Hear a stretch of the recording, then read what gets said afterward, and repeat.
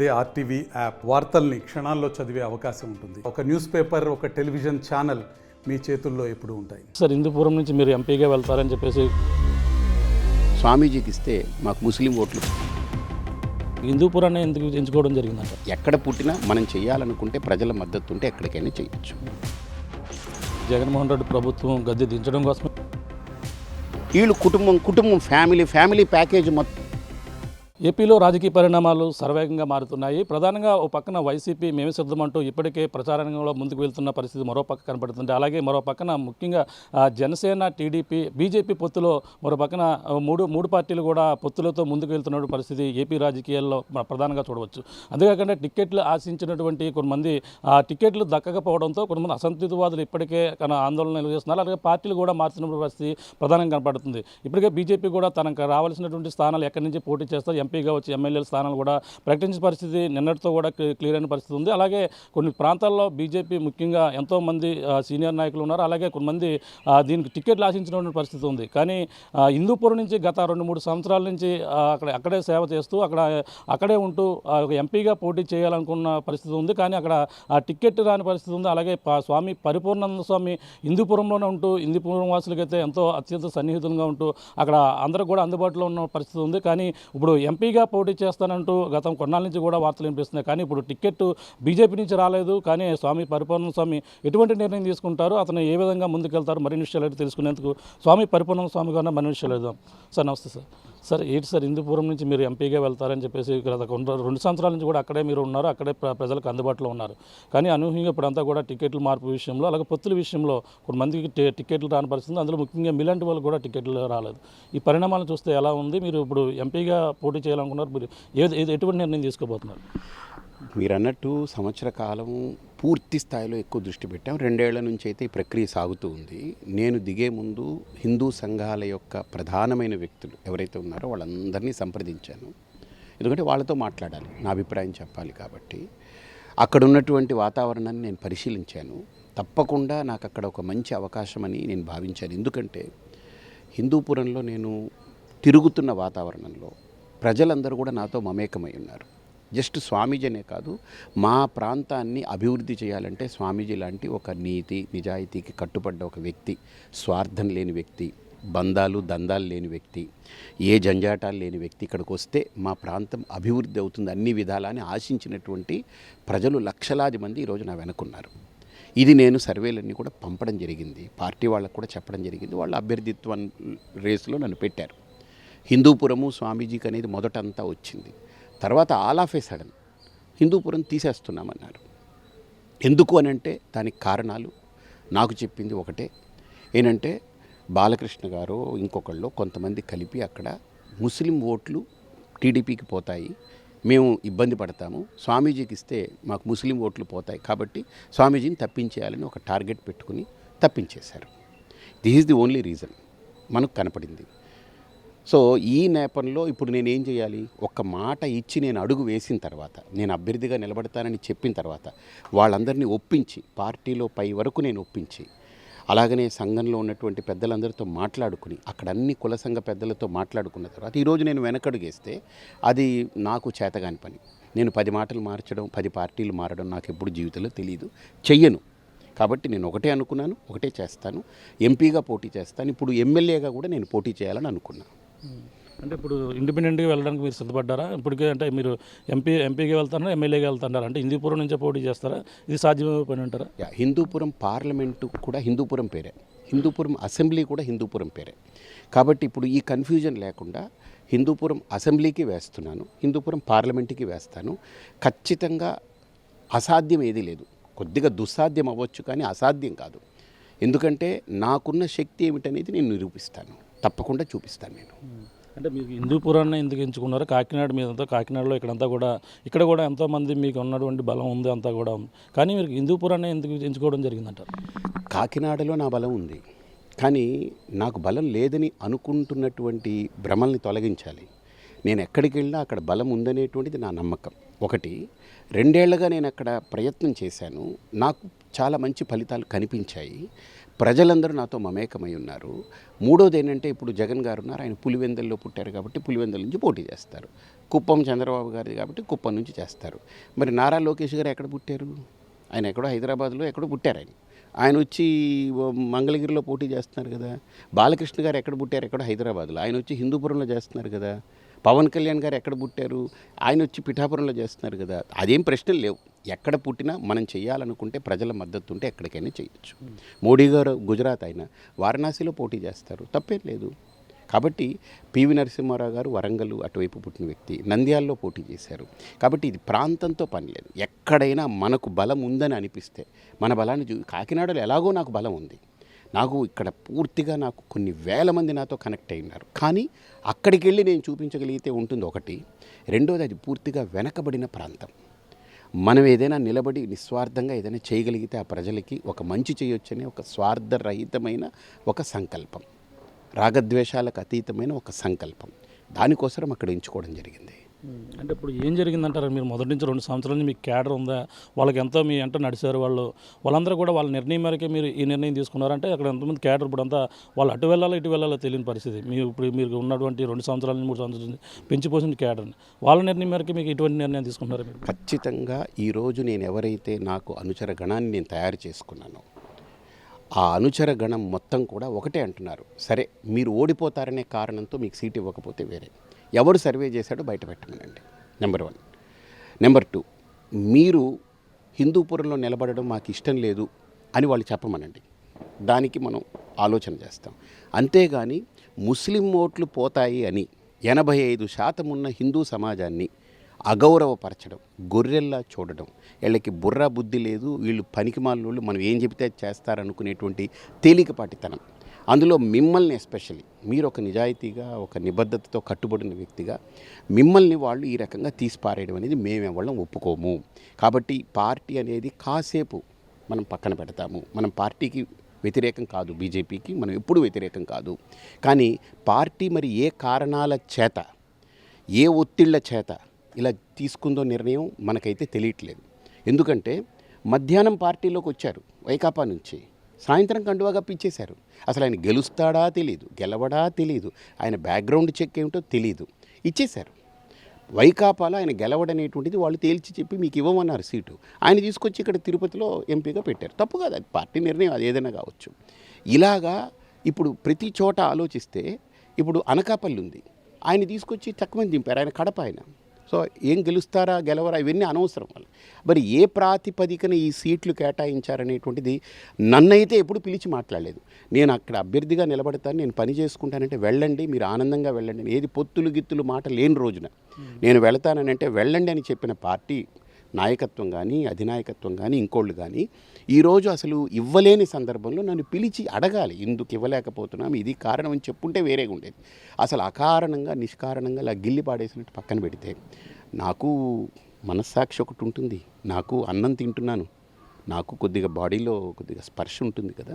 So definitely నన్ను అది ఇబ్బంది పెట్టిన అంశం. ఎందుకనంటే పిలిచి చెప్పుంటే నేను నా వాళ్ళకి అప్పచెప్పుండేవాడిని, నచ్చ చెప్పుకునేవాడిని. ఇది జరగకపోగా ముస్లిం ఓట్ల వల్ల పోతుందనేటువంటి వీళ్ళ వాదనని మేము ససేమిరా ఒప్పుకోము. 100% అక్కడ హిందూ సమాజం మేలుకుంది. హిందువుల యొక్క బలాన్ని, హిందువుల యొక్క శక్తిని మేము చూపిస్తాం. ఇప్పుడు అంటే ప్రధానంగా ఇప్పుడు స్వామి పరిపూర్ణానంద స్వామి ఈ విధంగా ఎంపీగా రాజకీయాల్లోకి రాకూడదని వెనకాల ఏమైనా జరిగి ఉండవచ్చు అంటారా? అంటే పార్టీలు ఏదన్నా ఉందంటారు వెనకాల?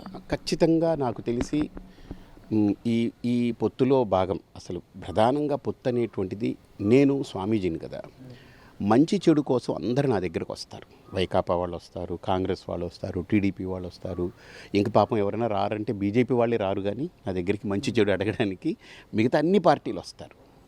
అన్ని పార్టీల వాళ్ళు వచ్చినప్పుడు నేను గతంలో ఒక మాట చెప్పాను 2 ఏళ్ల క్రితం. టీడీపీ 2016లో 17లో బీజేపీతో తెగదెంపులు చేసుకుని పొరపాటు చేశారు. ఇప్పుడు మళ్ళీ రెండో పొరపాటు చేస్తున్నారు. ఏంటంటే పొత్తులోకి వెళ్ళి రెండో పొరపాటు చేస్తున్నారు. అంటే ఏంటండి అని అడిగారు ఒక ఆయన, పెద్ద వ్యక్తి, దాని తరపున టీడీపీ తరపున వ్యక్తి. ఇప్పుడు పొత్తు పెట్టుకుంటే మునిగిపోతారు మీరు, పొత్తు పెట్టుకుంటే దెబ్బతింటారు మీరు అని చెప్పాను నేను. సో నేనంత స్పష్టంగా అంటే వాళ్ళ మంచి ఎవరికైనా మంచి కోరుతాను, కానీ నేను దిగినప్పుడు నా గేమ్ నేను ఆడాల్సిందే. సో ఇలాగా ఈ నేపథ్యంలో ఈరోజు పద్ధతి పరిస్థితి చూస్తుంటే ఖచ్చితంగా ఈ పొత్తు అనేది ఎక్కడ కూడా సఫలీకృతం కావట్లేదు. అర్థమైందా?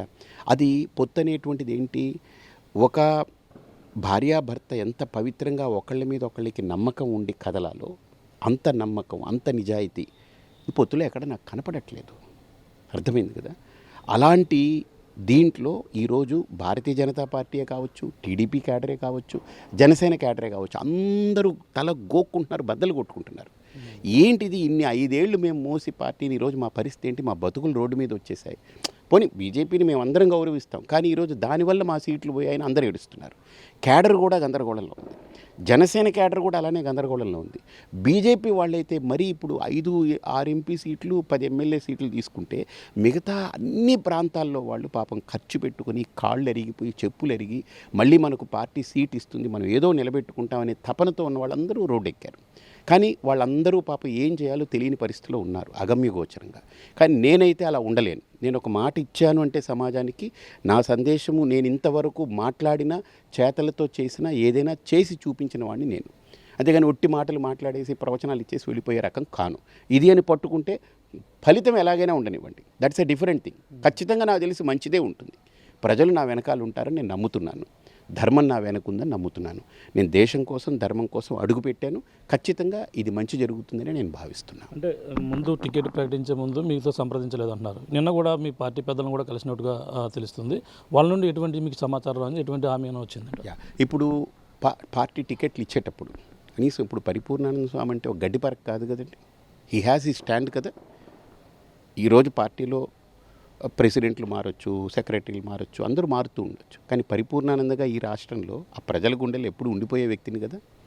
కనీసం నన్ను పిలిచి ఈ కారణాల చేత రావట్లేదు అనేది ఎక్కడా నాతో మాట్లాడలేదు. Okay, number 1. పోనీ అది పక్కన పెడదాం, అది వాళ్ళ ఒత్తిళ్ళు, వాళ్ళ కారణాలు, వాళ్ళకున్న సమయాభావం అనుకోవచ్చు. ఈరోజు పార్టీ నాకు ఇవ్వకపోగా అమ్మ పెట్టదు అడుక్కోనివ్వదు అనేటువంటి సామెతలాగా ఇప్పుడు నేను ఇండిపెండెంట్గా వేస్తానన్నాను. ఇప్పుడు వాళ్ళందరూ ఆలోచనలో పడ్డారు, అరే ఇదేంటని. ఎందుకంటే హిందూ సమాజం ఈరోజు కళ్ళు తెరిచింది, ఈయనకే ఈరోజు దిక్కులేదు పరిస్థితి అని అంటే రేపు మనందరి పరిస్థితి ఏమిటనేటువంటి భ్రమలోకి వెళ్ళిపోయారు వాళ్ళందరూ, ఒక రకమైన బెంగలోకి వెళ్ళారు. ఇప్పుడు ఆ సమాజానికి నేను నిలబడాలి, అందుకే నేను ఇండిపెండెంట్గా వేస్తున్నానని చెప్పాను. హిందూపురం అసెంబ్లీలో కానీ హిందూపురం పార్లమెంట్లో కానీ 2 నేను వేస్తానని చెప్పాను. ఎందుకంటే హిందూపురం అసెంబ్లీ ఈరోజు నాకు కార్యకర్తల సమావేశం ఉంది, ఒక 2 రోజుల్లో ఏర్పాటు చేస్తున్నాము. బూత్కి 20 మంది చొప్పున స్వచ్ఛందంగా కుర్రాళ్ళు, ఆడవాళ్ళు, మహిళలు పెద్ద ఎత్తున తరలిస్తున్నారు. 20 మంది మేము పూర్తిగా సేవ చేస్తాం, మీకు ఇంటింటికి తిరుగుతామని. అంటే ఉన్నటువంటి 250 బూతులకు కాను 20 మంది చొప్పున ఊహించుకోండి, 5,000 మంది కార్యకర్తలు తయారయ్యారంటే ఏ పార్టీకి లేని పటిష్టమైనటువంటి కార్యకర్తల నిర్మాణం జరిగింది ఈ ఒక్క కారణంతో. ఇదొక్కటి ఆలోచన చేయండి. 5,000 మంది మనిషి ఒక 20 మందిని కనుక టార్గెట్ చేసి ఈ 40 రోజులు సేవ చేస్తే, కృషి చేస్తే, ధర్మం కోసం ఓటు వేయిస్తే భారీ మెజారిటీతో అసెంబ్లీలో గెలుస్తాను నేను. మీరు చూడండి, కావాలి నేనేం ఊరికినే గ్రౌండ్ రియాలిటీ తెలియకుండా, ప్రాక్టికల్ నాలెడ్జ్ లేకుండా నేను మాట్లాడలేదు. నేను మనస్సుకి అంటే ఎమోషన్స్కి ఎంత అవకాశం ఇస్తానో లాజిక్కి, బ్రెయిన్కి అంతకంటే ఎక్కువ ప్రయారిటీ ఇస్తాను. కాబట్టి ఇవన్నీ ప్రాక్టికల్గా పేపర్ మీద పెట్టి మా వాళ్ళతో డిస్కస్ చేసిన తర్వాత ఈ అభిప్రాయం తీసుకోవడం జరిగింది. రాష్ట్ర అభివృద్ధి కోసం, అలాగే జగన్మోహన్ రెడ్డి ప్రభుత్వం గద్దె దించడం కోసమే మా పొత్తులు అని చెప్పేసి పక్కన 3 పార్టీలు కూడా చెప్తున్నాయి. అంటే ఇప్పుడు దీన్ని భాగంగా కొంతమంది త్యాగాలు చేయవలసి వస్తుంది, దానికోసమే పొత్తులు కలిసాం. ఈ పొత్తుల్లో టికెట్ రాకపోవడం వల్ల ఇప్పుడు ఉన్నటువంటి మొన్నటిదాకా ఉన్న పరిణామాలు వేరు, ఇప్పుడు టికెట్లు ప్రకటించిన పరిణామాలు వేరు. ఏపీలో ఈ పరిణామాలు ఎలా ఉండబోతే, రాబోయే పార్టీ ఏ పార్టీకి ప్లస్ అవుతుంది, మైనస్ అవుతుంది? మీరు అన్నారు కదా త్యాగాలని. చంద్రబాబు నాయుడు గారు పోటీ చేస్తే ఓకే, కొడుకు పోటీ చేశాడు, చంద్రబాబు కొడుకు తోడల్లుడు పోటీ చేశాడు, మరిది పోటీ చేశారు, మరదలు పోటీ చేస్తుంది. అంటే వీళ్ళందరూ మమ్మల్ని త్యాగాలు చేయమంటారు కదా. వీళ్ళు కుటుంబం ఫ్యామిలీ ప్యాకేజ్ మొత్తం వీళ్ళందరూ దిగిపోవచ్చు. త్యాగం వాళ్ళకి కాదండి. అంటే అన్నీ వదిలేసిన సన్యాసి నిస్వార్థంగా పనిచేస్తాడంటే ఇంకా నేనేం అన్నీ త్యాగం చేసిన వాడిని, ఇంకేముంది త్యాగం చేయడానికి? వాళ్ళు త్యాగం చేయాలి. ఇప్పుడు 6 పోటీ చేస్తున్నారండి ఆ కుటుంబం నుంచి. ఫ్యామిలీ ప్యాకేజ్ ఇచ్చేశారు ఆయన పార్టీ కదా, ఆయన ఇచ్చుకుంటారు. ఇంకా ఆ పార్టీ నుంచి వచ్చి బీజేపీలో చేరినటువంటి వాళ్ళందరికీ ప్యాకేజ్ ఇచ్చేశారు. సుజనా చౌదరికి టికెట్ వచ్చేసింది, సీఎం రమేష్కి టికెట్ వచ్చేసింది, టీజీ వెంకటేష్ గారు వాళ్ళ అబ్బాయికి వచ్చేసింది, ప్యాకేజ్ మొత్తం వచ్చేసింది. ఇప్పుడు బీజేపీలో ఉన్నదంతా ఎవరండి? 80% టీడీపీ వాళ్ళే. ఇక త్యాగాలంటే ఎవరిని చేయమంటున్నారు? అంటే బీజేపీని త్యాగం చేసి మీరు పక్కకు తప్పుకోండి, ఈ స్టేట్లో ఉండకుండానే కదా సిగ్నల్స్ ఇవ్వడం. ఏంటిది? ఇప్పుడు జనసేన ఉందనుకోండి, జనసేనలో అందరూ టీడీపీ వాళ్ళని దింపేసుకున్నారు. జనసేన సైనికులు పాపం వాళ్ళ ఆర్తనాదాలు, వాళ్ళ కష్టం, వాళ్ళ కన్నీరు ఎవరికీ చెప్పుకోలేకపోతున్నారు. వాళ్ళు ఇంట్లో కూర్చుని ఏడుస్తున్నారు. వాళ్ళు త్యాగాలు మాట వాళ్ళు మాట్లాడొద్దండి. ఇది చాలా పెద్ద మాట. వాళ్ళు ఇంకొక 10 జన్మలు ఎత్తాలి త్యాగాల గురించి మాట్లాడాలంటే. ఏసీ రూముల్లో కూర్చొని మాట్లాడడం త్యాగాలు కాదు. ఏమంటే ఇప్పుడు ఒక మాట, త్యాగం గురించి బాలకృష్ణ గారికి ఇప్పుడు నేను త్యాగం చేయాలి. ఆయన ఎన్నిసార్లు వచ్చారండి హిందూపురానికి? ఎంతమందిని ఆయన పలకరించారండి కార్యకర్తల్ని? ఒక మాట చెప్పమనండి. త్యాగం నేను చేశా, వాళ్ళుగా త్యాగం చేసేది. త్యాగం మాట వాళ్ళు ఎవరు మాట్లాడొద్దు. చెట్టు పేరు చెప్పి కాయలు అమ్ముకునే రకాల్ని ప్రజలు ఎన్నో రోజులు భరించరు. కాబట్టి ఇది స్పష్టత నేను ఇస్తున్నా. ఈరోజు నన్ను ముట్టుకున్నారు వాళ్ళు, నన్ను కెలికారు వాళ్ళు. కాబట్టి నేను హిందూ సమాజానికి ప్రతినిధిగా నేను నిలబడబోతున్నా. స్పష్టంగా చెప్తున్నా, ప్రాణజాయ్ పర్ వచన్నజాయ్, మాట వెనకడుగు నేను వెయ్యను. వాళ్ళు మళ్ళీ వచ్చి నా ఎంపీ సీటు నాకు మళ్ళీ తిరిగి ఇచ్చారా, దట్స్ ఓకే. లేకపోతే నేను రెండింటికి పోటీ చేస్తాను. ఇంకోటి చెప్తున్నాను, ఇంకా వాళ్ళు కాలయాపన చేస్తే ఇప్పుడు చాలామంది స్వతంత్రంగా సిద్ధంగా ఉన్నారు వేయడానికి, ఖచ్చితంగా వేస్తారు. ఇంచుమించు నాకున్న లెక్కల్లో నేను ఇప్పుడు 26 మంది నాకు వచ్చారు స్వతంత్రంగా వేస్తామని. ప్రతి చోట ఓటు బ్యాంకులో ఈరోజు చాలా నేరోలో ఉంది పార్టీలు. ఒక 3,000 4,000 ఓట్లు చీలే అనుకోండి, ఎవడు పోతాడు, ఎవడు త్యాగాలు, ఎవడి భోగాలు, ఎవడికి రోగాలు, ఎవడికి జీతాలు అనేది అర్థమైపోతాయి. అంటే పొత్తులకి ప్రమాదం పొంచి ఉందంటారు. అసలు పొత్తే ప్రమాదం. పొత్తుల్లో ప్రమాదం కాదు, పొత్తే ప్రమాదం. పొత్తు ఒక ప్రమాదపు పుట్ట.